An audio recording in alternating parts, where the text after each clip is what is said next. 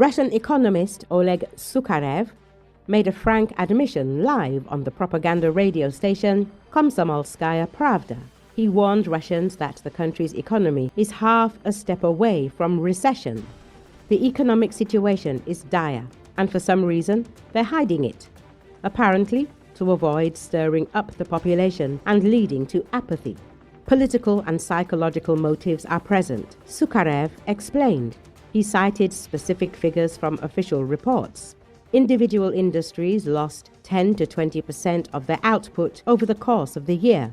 Metallurgy, agricultural engineering, and general engineering are particularly hard hit. We even have a minus in September 2025 compared to September 2024, and a significant minus 10 to 15, and in some industries even minus 20%, the expert emphasized. He warned that the situation would worsen in 2026. There will be a complete recession in 2026. The budget can't cope anymore.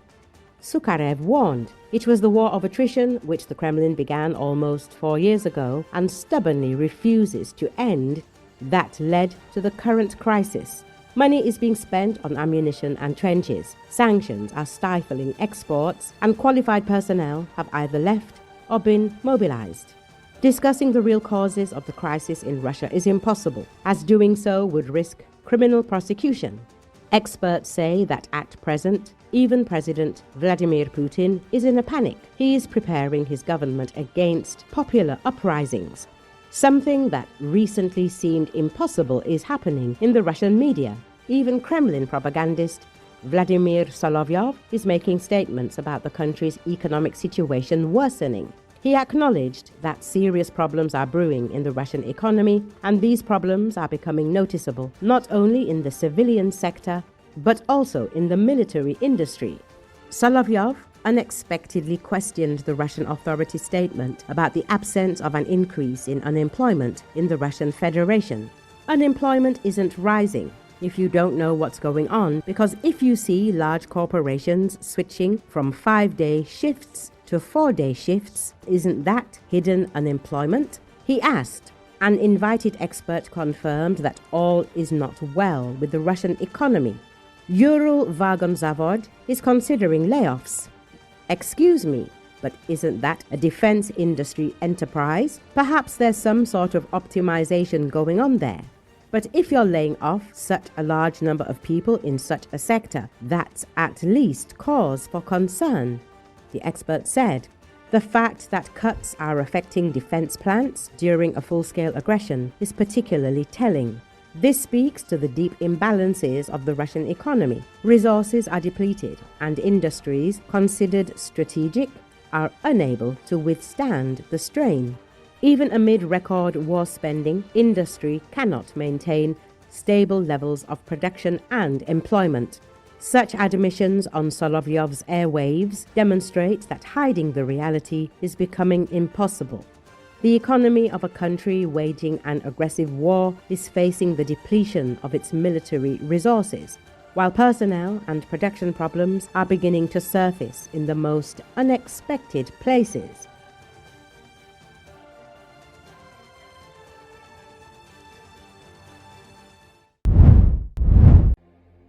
European leaders were meeting over the Russia-Ukraine war and a U.S. peace proposal to end the fighting on the sidelines of a summit with African leaders in Luanda, Angola.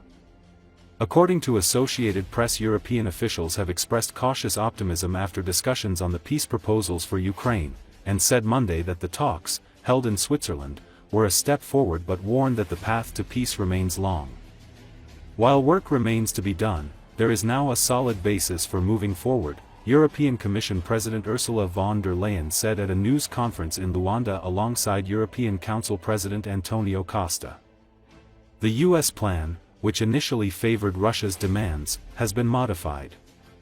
German Chancellor Friedrich Merz welcomed the changes but emphasized that peace won't come overnight. This is a laborious process, he said in Luanda. It will move forward at most in smaller steps this week. I do not expect there to be a breakthrough this week.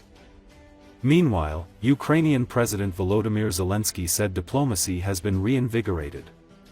However, the grim reality of war continues, with Russian drones killing 4 people in Kharkiv. The situation remains tense as efforts for peace progress slowly.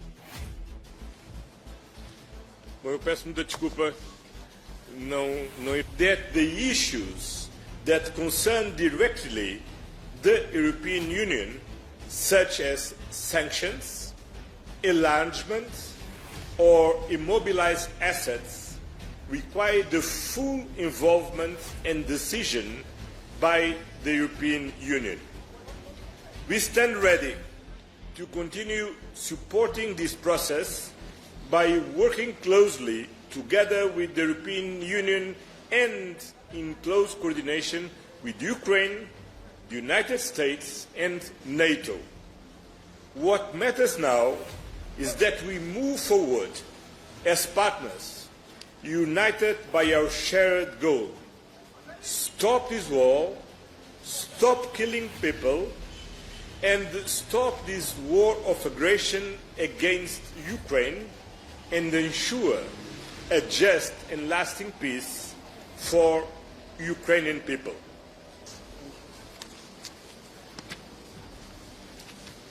Good morning.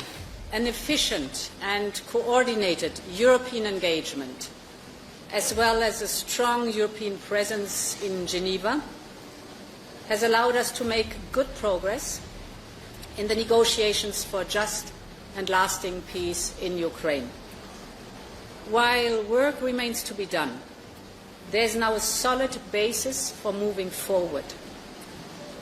As we do, we must remain united and keep placing Ukraine's best interest at the center of our efforts. This is about the security of our entire continent, now and in future. Ukraine's territory and sovereignty must be respected. Only Ukraine, as a sovereign country, can make decisions regarding its armed forces. The choice of their destiny is in their own hands. I also want to emphasize Europe's centrality in the country's future.